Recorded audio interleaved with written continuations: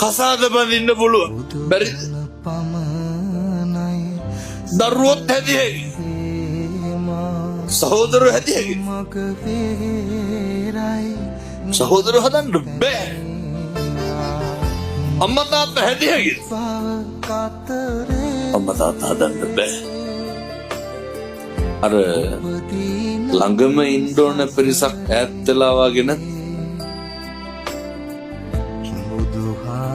එක මිටට ඉන්න ඕන පිරිසක් ඈත් වෙනවා. මතක තියාගන්න, අපේ අම්මලා තාත්තලා අපි හින්දා ඒ ඇත්තන්ගේ අම්මා තාත්තා සහෝදරයෝ ඈත් කරගන්න. එහෙම වෙන්නේ නැත්නම් ඕන තරම්